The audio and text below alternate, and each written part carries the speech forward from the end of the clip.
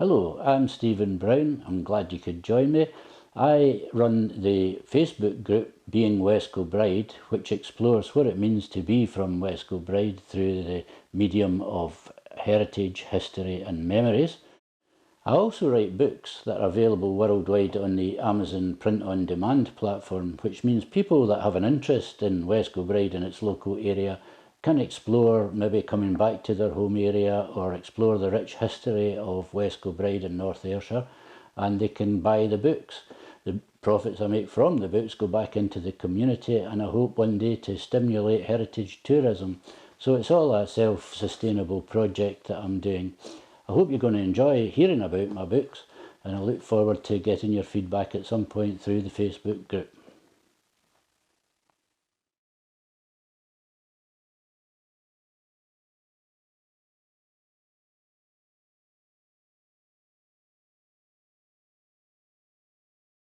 In early August 1588, a small messenger ship had peeled off from the Spanish Armada and came up here to Portencross on the west coast of Scotland.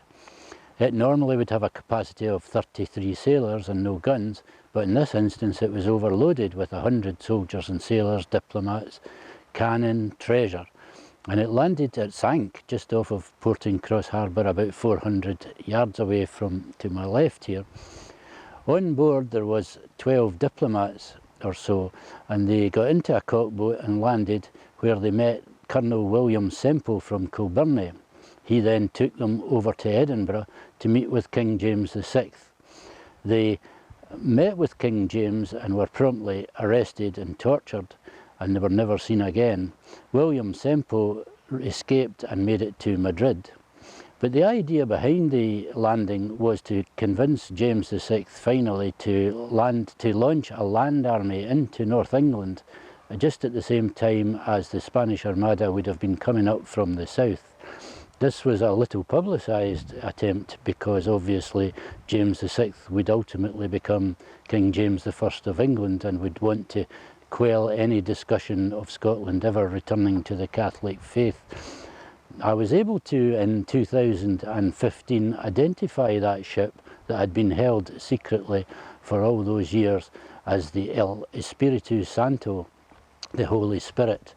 And investigations still go on to this day as to the full plot behind what was intended.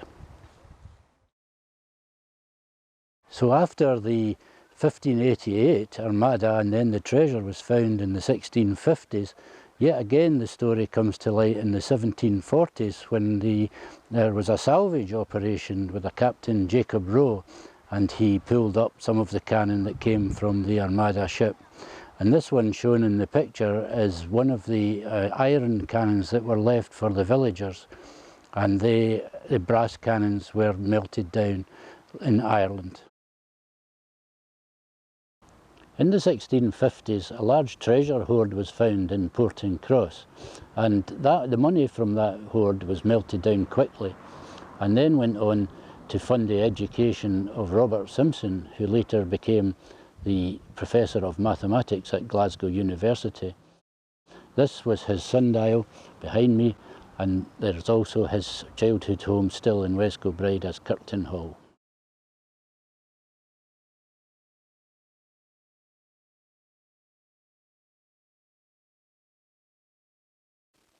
I'm Stephen Brown, and today I've been talking about the Portencross Armada conspiracy, a book by me and available on Amazon worldwide.